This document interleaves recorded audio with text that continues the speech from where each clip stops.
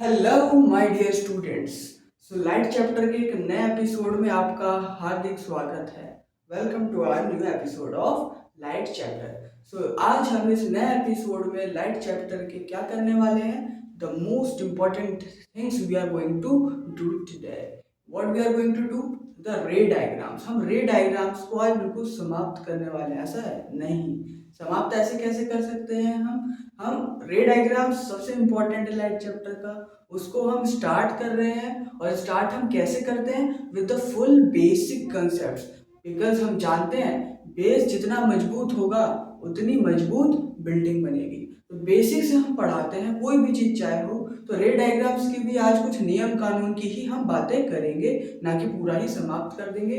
तो रूल्स है कुछ रे डायग्राम्स को बनाने के पहले, आज की वीडियो में उसको सिर्फ डिस्कस करना है। रे डायग्राम्स अगले वीडियो से स्टार्ट कर देंगे, बिकॉज विदाउट रूल्स हम रे डायग्राम नहीं बना सकते। इसलिए rules are mandatory and only 4 rules है, ऐसे बताऊंगा, समझो क्रिस्टल क्लियर हो जाएगा आपको। अच्छा, क्योंकि हम बेसिक से इसलिए पढ़ाते हैं ताकि हर एक बच्चे को समझ आए, क्योंकि हर एक बच्चा टॉपर नहीं होता ना स्टार्टिंग से। हर एक बच्चे को बिल्कुल आसानी से चीजें समझ नहीं आ पाती हैं, तो बिल्कुल बेसिक से पढ़ाया जाता है हाई लेवल तक, ताकि किसी भी बच्चे को कोई भी पीड़ा ना सहनी पड़े। कोई भी बच्चा जो 10th क्लास का हो आके मुंह उठा के कैसे भी अगर वीडियो देखना स्टार्टिंग से चालू कर दे, तो उसे कोई भी पीड़ा सहने की जरूरत नहीं पड़ेगी। हर एक चीज उसको समझ आएगा, हर एक चीज उसको क्रिस्टल क्लियर हो जाएगा, कोई दिक्कत आने वाली उसको नहीं है। लेकिन बस एक पेशेंस रखना होगा, क्योंकि अगर बेसिक से मैं चीजें कराऊंगा तो टाइम तो लगेगा ही। तो इस प्लेलिस्ट को बनने में बहुत टाइम लगेगा, लाइट चैप्टर खत्म होने में बहुत ज्यादा टाइम लगेगा, बहुत सारे एपिसोड्स आएंगे इसमें। तो सारे एपिसोड को अगर आप देख लेते हो तो कोई भी पीड़ा एग्जाम में नहीं उठानी पड़ेगी आपको। एग्जामिनर को पीड़ा उठानी पड़ेगी आपके द्वारा लिखा गया हुआ आंसर्स को, क्योंकि जितना लिखोगे उतना ही इसको चेक करना पड़ेगा ना। अगर नहीं लिखोगे कुछ तो उसके लिए तो काम आसान हो जाएगा, सीधा अंडा नंबर देके आगे मूव ऑन कर जाएगा। अच्छा, तो स्टार्ट करते हैं आज की नया नया एपिसोड। रे डायग्राम्स के नियम कानून की बातें करेंगे। देखो, 4 पुड़िया दूंगा मैं आज आपको। कितनी पुड़िया दूंगा? 4 पुड़िया दूंगा। उस 4 पुड़िया को घोल के पी जाना बस।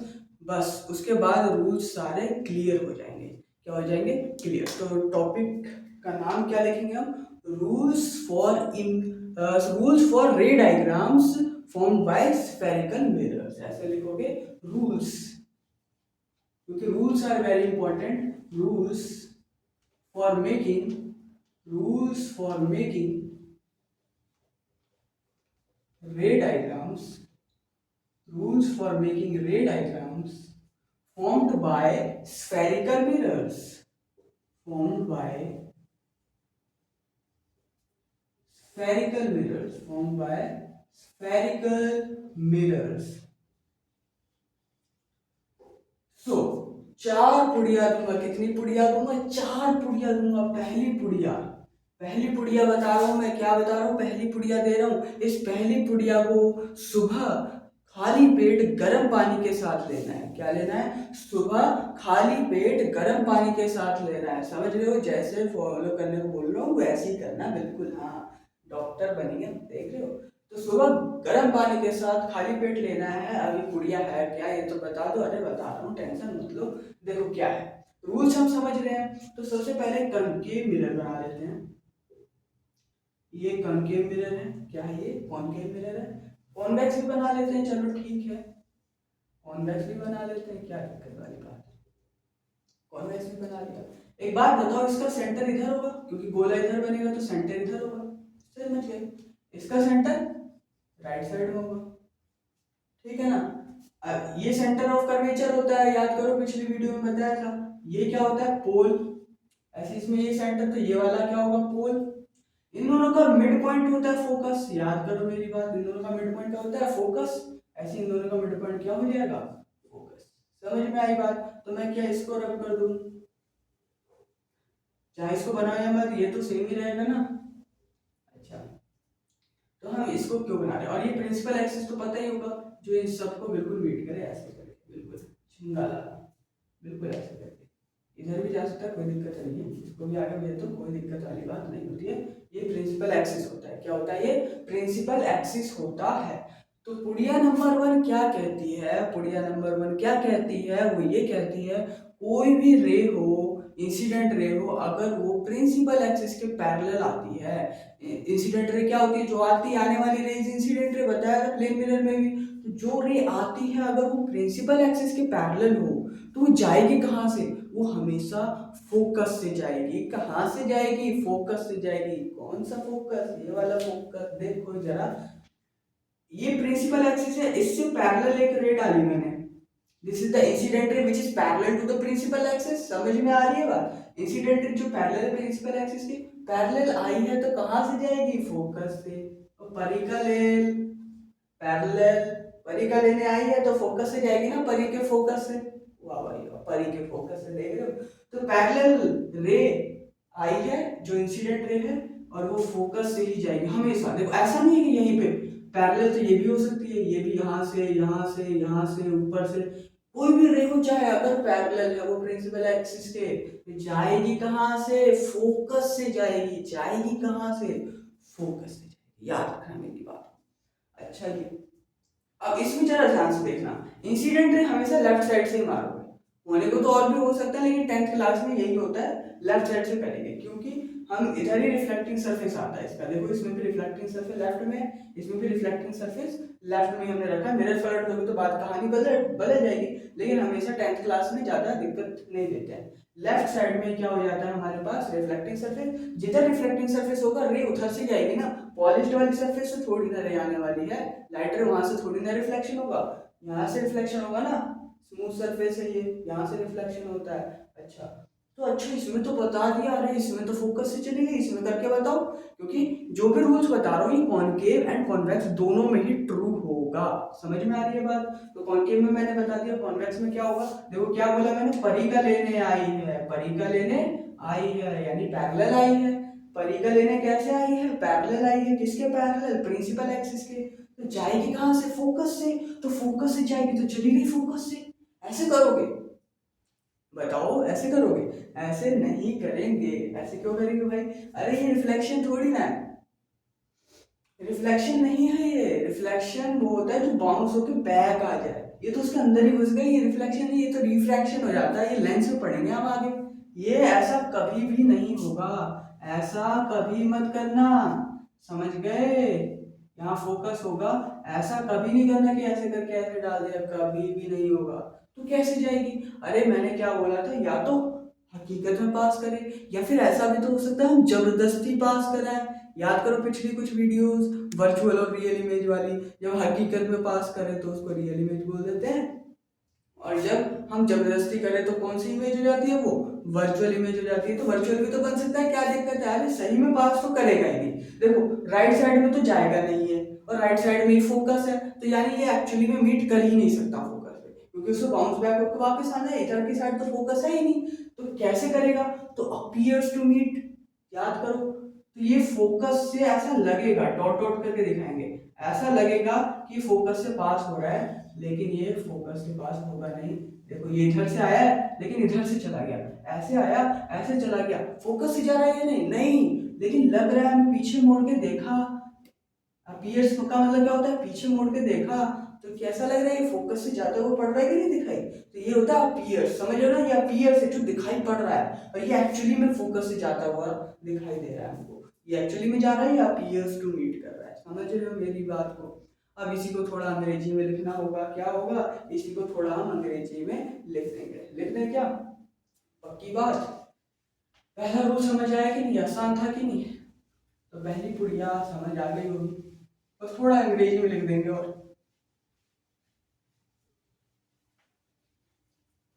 बहुत बढ़िया, तो अंग्रेजी में क्या लिख सकते हैं हम, देखो नोट करते रहना साथ में, अब मैं एक साथ तो सारी चीज बताऊंगा, खिचड़ी पक जाएगी ना।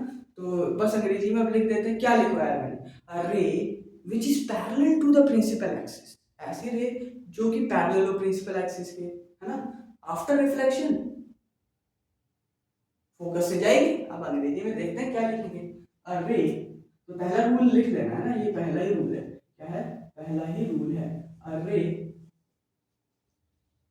Parallel to the principal axis, to the principal axis after reflection, reflection after reflection passes through the principal focus, उसको प्रिंसिपल फोकस बोलते हैं, फोकस भी बोल सकते हो पर प्रिंसिपल फोकस बोलो ज्यादा बेटर रहेगा। क्यों? क्योंकि जैसे लेंस हो जाता है उसमें दो दो फोकस आ जाते हैं, तो एक प्रिंसिपल फोकस होता है, मतलब मेन फोकस है ना। तो इसमें चाहे मत भी लिखो लेकिन मैं कहूँगा लिख ही दो। तो प्रिंसिपल क्या बोले, to the principal axis after reflection passes through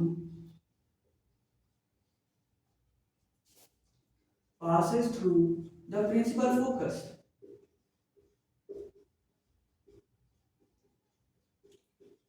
focus, लेकिन ये किसमें होता था? In case of concave mirror में होता था सिर्फ, in case of concave mirror, mirror. But in case of convex mirror क्या होता था? इट अपीयर्स टू पास, है ना। तो क्या लिखेंगे? And it appears to pass through the principal focus, it appears to pass through the principal focus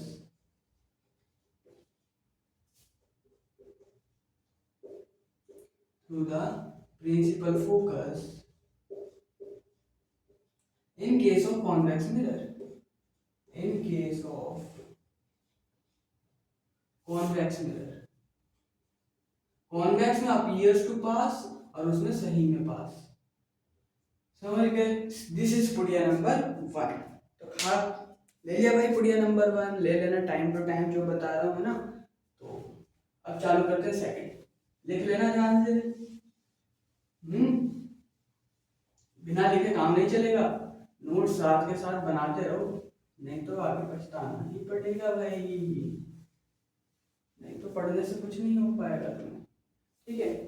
अब पुड़िया नंबर 2 की बातें करते हैं। किसकी बातें करेंगे? पुड़िया नंबर 2 की, जो आपको दोपहर में खाना खाने के बाद पानी के साथ लेना है, सिंपल। तो पहली पुड़िया गर्म पानी के साथ लेना था, दूसरी पुड़िया सिंपल खाना खाने के बाद कैसे भी पानी से आप ले सकते हो। क्या है ऐसी पुड़िया, बताओ तो जरा। देखो भाई, सेकंड पुड़िया नंबर सेकंड, पहले समझा देते हैं उसके बाद अंग्रेजी में लिखवा भी देंगे। तो दोनों मिरर बना लेते हैं, दोनों ही में सेम चीज होती है। कॉनकेव मिरर बना लिया और मैंने क्या बना लिया? कॉन्वेक्स मिरर बना लिया। कॉनकेव एंड कॉन्वेक्स, ये हो गया इसका प्रिंसिपल एक्सिस दोनों का, समझ रहे हो? बहुत बढ़िया। ये क्या होता है? इसका पोल दोनों का, ये ऐसे जाएगा इसका सेंटर, तो कुछ सेंटर ऑफ कर्वेचर यहाँ आएगा, ऐसे ही इसमें भी कुछ सेंटर ऑफ कर्वेचर यहाँ मान ले, बीच में क्या होता है? फोकस होता है, तो दोनों के बीच में आ जाएगा फोकस। जो दूसरा वाला रूल है ये पहले वाले रूल की जस्ट अपोजिट है, याद रखना। पैरेलल रे आई थी तो फोकस से गई थी, पैरेलल आई थी तो फोकस से गई थी, उल्टा कर दो, फोकस से आई है तो पैरेलल जाएगी। अरे समझ रहे हो ना, पैरेलल आई है तो फोकस से जाएगी, फोकस से आई है तो पैरेलल जाएगी। अच्छा जी, तो पैरेलल आई थी फोकस से गई थी तो पहला पढ़ लिया, अब फोकस से आएगी। अच्छा जी, चलो फोकस से डालते हैं, इस बार फोकस से डालना ही है। ओहो, फोकस से डालना है यार, तो फोकस से डाल दिया हमने, फोकस से डाला है तो कैसे जाएगी? पैरेलल जाएगी। तो आफ्टर रिफ्लेक्शन मूव पैरेलल, किसके पैरेलल? प्रिंसिपल एक्सिस के पैरेलल, प्रिंसिपल एक्सिस ये ना, इसके पैरेलल। तो पैरेलल आई है तो फोकस से जाएगी, फोकस आई है तो पैरेलल जाएगी। देखो अब इसमें भी फोकस से आई है, फोकस से इधर से तो आ ही नहीं सकती, इधर तो फोकस है ही नहीं, तो उसमें फिर से अपीयर्स टू मीट होगा, क्योंकि कॉन्वेक्स मिरर में हमेशा वर्चुअली इमेज बनती है, तभी समझ लो ना, क्योंकि राइट साइड में वो है और उधर से कभी होता ही नहीं है। तो हमेशा फोकस से आई है तो पैरेलल जाएगी। फोकस से आएगी कैसे? फोकस से ऐसे आएगी, ऐसे करके। हमें एक्चुअली में तो नहीं आ रही, लेकिन आगे बढ़ा के देखा तो लग तो रहा है फोकस से होते हुए जा रही है, तो इस तरीके से बनाना है, ध्यान से समझ लो जैसे बता रहा हूँ। तो फोकस से अब आई है तो ये भी कैसे जाएगी? पैरेलल जाएगी। समझ आ गया रे डायग्राम कैसे बनाया है कॉनकेव और कॉन्वेक्स मिरर दोनों का? आ गया कि नहीं? अब इसको ही अंग्रेजी में हम बस लिख देते हैं।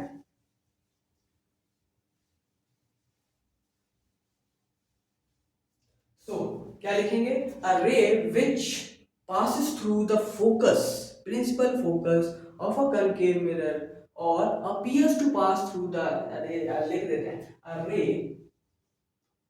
अरे दिखाई पड़ रहा है, अरे passes through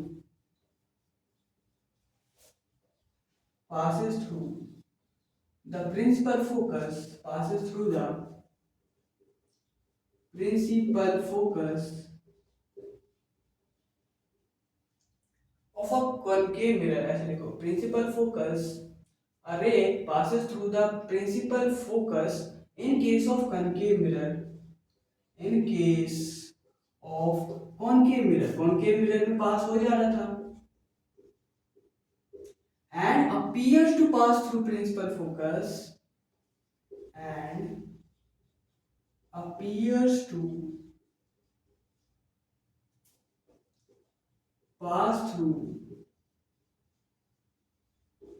the principal focus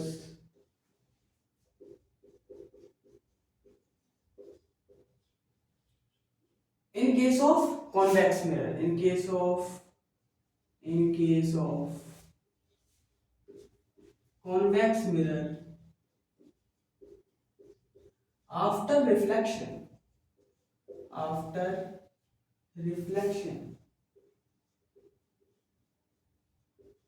will pass parallel to the principal axis, will pass after reflection will pass parallel to the principal axis, parallel to the principal axis,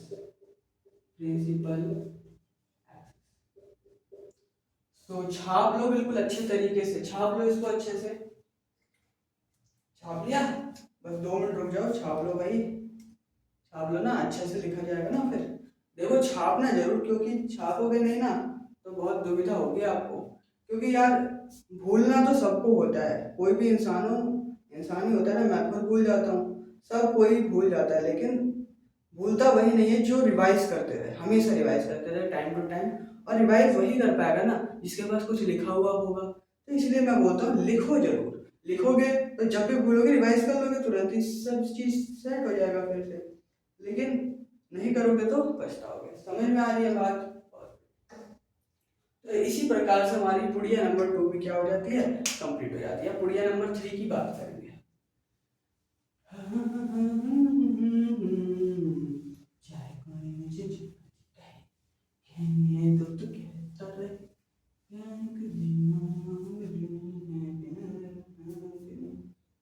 देखो पुड़िया नंबर 3 आपको शाम को लेना है नाश्ते के साथ, ठीक है, शाम को मतलब 4-5 बजे लेना है, ऐसा नहीं रात को पुड़िया नंबर 4 देंगे ना, है ना। तो पुड़िया नंबर 3 क्या कहता है, चलो तो पुड़िया नंबर 3 क्या कहता है, देखो फिर से डायग्राम बना लेते हैं पहले, ये रहा डायग्राम, 2.5 ग्राम, कौन सा ग्राम, 2.5 ग्राम, ये रहा, ये कॉनकेव और वो कन्वेक्स, ये कन्वेक्स और ये कॉनकेव, है ना।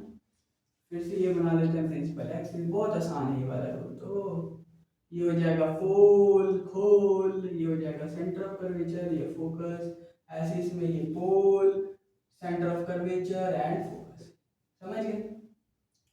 तो पुड़िया नंबर 3 ये कहता है अगर कोई सी रे सेंटर ऑफ कर्वेचर से आए तो क्या होगा उसके साथ, क्या होगा, अरे कुछ नहीं होगा, वो उसी रास्ते वापस चली जाएगी। क्या हो जाएगा, अगर कोई सी रे सेंटर ऑफ कर्वेचर से आए तो वो उसी रास्ते वापस चली जाएगी। अरे भाई उसी रास्ते वापस चली जाएगी, बहुत आसान रूल है ये, सबसे आसान यही लगता है। अब देखो क्या है, मैंने याद करो प्लेन मिरर में क्या बताया था, ऐसा कहाँ होता है, ऐसा नॉर्मल के केस में होता है कि नहीं, अगर नॉर्मल से ही हम पास करें कोई भी रे तो वो वापस उसी रास्ते में आ जाती है। ऐसे स्फेरिकल मिरर में क्या हो रहा है, अगर सेंटर ऑफ कर्वेचर से कोई सी रे को पास कर रहे हो तब ऐसा हो रहा है कि वो वापस उसी रास्ते आ जा रही है। तो यानी कि हम कह सकते हैं कि नहीं, स्फेरिकल मिरर का जो नॉर्मल होता है वही सेंटर ऑफ कर्वेचर होता है। बताओ समझ में आई बात या नहीं। स्फेरिकल मिरर के केस में centre of curvature he normal है, क्या बोल रहा हूं मैं, centre of curvature he normal है, समझ रहे हो कि नहीं।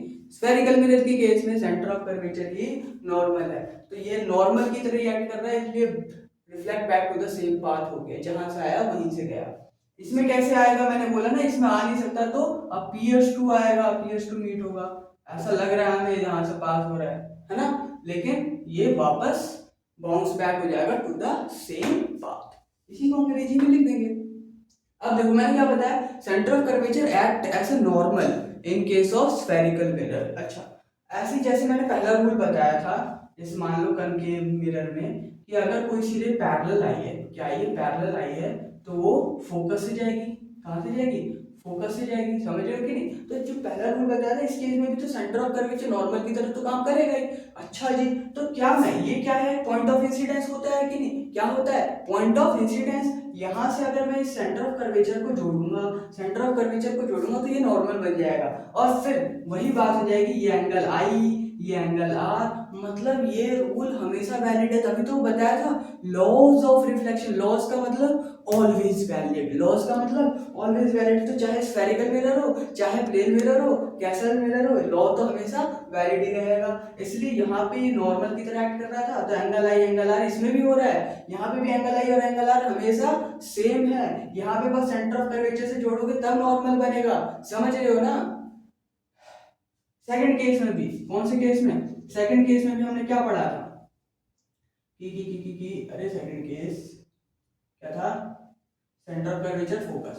फोकस से जब पास करोगे तो पैरेलल जाएगी। यहाँ पे देखो सेंटर ऑफ कर्वेचर से जोड़ दो, ये नॉर्मल की तरफ काम करेगा। अब ये आई है, ये गई है, तो ये आई होगा और ये आर हो जाएगा। नहीं समझ रहे? फिर से एंगल आई और एंगल आर हमेशा बराबर होंगे। बड़े ही मोहब्बत से समझ आया होगा, आया कि नहीं? बड़े ही मोहब्बत से। ठीक है, तो उम्मीद करते हैं बस अंग्रेजी में इसको लिख देना है। अरे समझ रहे हो कि नहीं जी?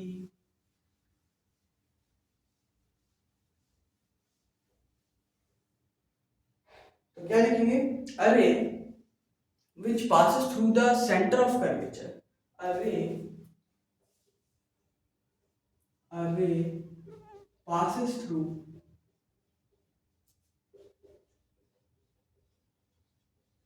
the center of curvature, passes through the center of curvature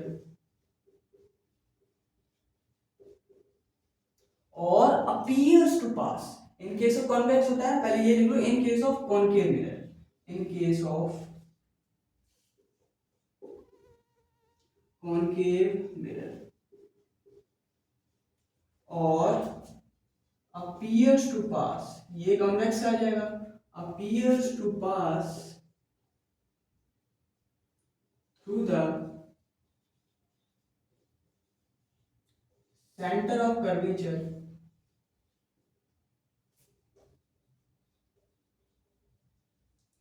will go back along the same path, will go back along the same path, along the same path। अरे समझ में आया कि नहीं रे? आ गया? तो passes in case of concave और appears to pass in case of convex। तो ऐसा जब भी होगा वो कैसे पास होगा? Back along to the same path. अच्छा, ये हो गया पुड़िया नंबर 3। आखिरी पुड़िया लेनी है, फिर सारी पीड़ा दूर हो जाएगी। देखो टाइम टू टाइम गोली लोगे ना तो सब दूर हो जाएगा, जो भी कष्ट है।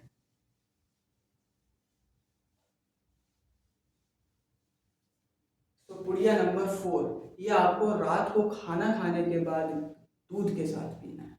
कैसे लेना है? दूध के साथ। बहुत बढ़िया, समझ रहे हो? तो पुड़िया नंबर 4, ये तो और भी आसान है, सब आसान है। हम पढ़ाएंगे आसान ना हो, ऐसा कैसे हो सकता है? ये कॉनकेव मिरर है, बहुत बढ़िया। ये कॉन्वेक्स मिरर है, फिर से ये डाल देते हैं प्रिंसिपल एक्सिस। हो गया? अब थोड़ा टेढ़ा मेढ़ा लग रहा होगा, एडजस्ट कर लो। ये पोल है, ये सेंटर और ये फोकस। ये पोल है, ये फोकस, ये सेंटर ऑफ कर्वेचर। जैसे मान लो थोड़ा बहुत, इन सब का कुछ ख्याल ही नहीं आएगा इसमें। अब चौथे रूल में क्या कहता है? ये कहता है अगर कोई सिर्फ पोल से पास करो। देखो हमने सी से भी कर लिया पास, हमने एफ से भी कर लिया पास, अब एक पॉइंट रह रहा है ना पी, उससे भी करके देखते हैं क्या होता है।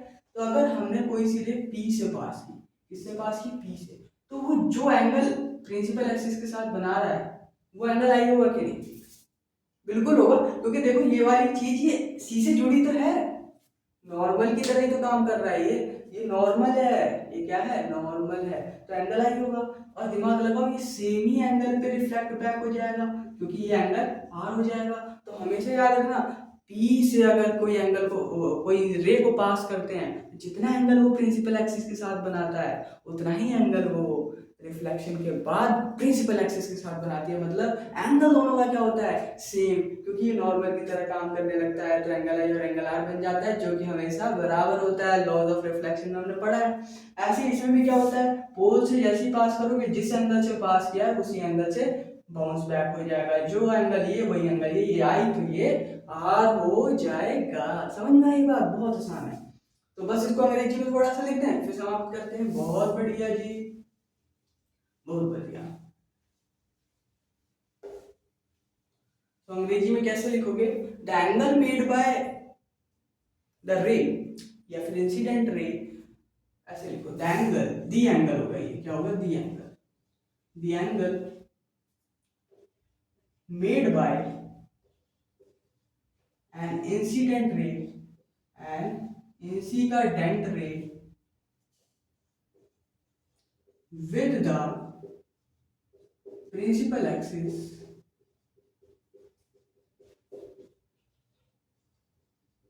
in case of both concave and convex mirror। देखो यहाँ पे अब पियर्स वाला केस कुछ नहीं चल रहा है, क्यों, क्योंकि देखो चाहे कॉन्केव था या कॉन्वेक्स था, पोल तो दोनों में यही था ना, तो पोल से तो सिंपली पास हो ही जाएगी। ऐसी कोई बात है, पोल से तो सिंपल पास हो जाएगा ना वो। अब पियर्स टू वाला कोई केस नहीं है यहाँ पे ऐसा सिंपली हो जाएगा। तो the angle made by an incident ray with the principal axis is equal to the, actually in case of both concave and convex mirror, जो एंगल होगा इन दोनों ही मिरर में इज बराबर to the angle made by reflected ray with the principal axis, made by reflected ray, क्योंकि जो रे जाएगी उसको बोलेंगे reflected ray, with the principal axis, with the principal axis। अरे समझ में आया कि नहीं। तो बेसिक कंसेप्ट रे डायग्राम्स का यहाँ पे समाप्त हो जाता है। तो हमने 4 पुड़िया दी और चारों पुड़िया में पूरा बेसिक कंसेप्ट हमने खत्म कर दिया। इस चारों पुड़िया को घोल के पी जाना जरूर। पहली पुड़िया क्या थी, सुबह खाली पेट गर्म पानी के साथ खाना था। वो क्या बोलती थी कि अगर कोई सी रे पैरेलल हो प्रिंसिपल एक्सिस के तो वो फोकस से जाएगी। दूसरी पुड़िया जो आपको दोपहर में खाना खाने के बाद किसी भी पानी के साथ खा लेना था, वो क्या बोलती थी, जस्ट उसका अपोजिट थी, अगर कोई सी रे फोकस से आई है तो पैरेलल जाएगी। थर्ड पुड़िया जो पुड़िया बोल रहा हूँ बताया, पुड़िया, थर्ड पुड़िया जो हमने बताया था वो शाम को नाश्ता के साथ खाना है, जो क्या बताती है, अगर कोई सिरे सेंटर ऑफ कर्वेचर से जाए तो वापस वहीं से आ जाती है, क्योंकि centre of curvature he normal होता है स्फेरिकल मिरर के केस में। और फोर्थ पुड़िया ने क्या बताया, पोल के बारे में बताया कि जिस एंगल से आई है उसी एंगल से जाएगी, जिस एंगल से आई है उसी एंगल से जाएगी। सो इस 4 पुड़िया के साथ basic concept of for the रे डायग्राम से समाप्त हियर। तो अब रे डायग्राम्स हम समझेंगे तो कोई दिक्कत, कोई परेशानी नहीं आएगी। तो पूरा ये जो वीडियो देखोगे तभी कोई परेशानी नहीं आएगी, नहीं तो भाई पीड़ा तो होगी ही होगी। So thank you so much. और बताते रहो, अपना फीडबैक देते रहो, share your feedback in the comment section as well, so that we can improve it.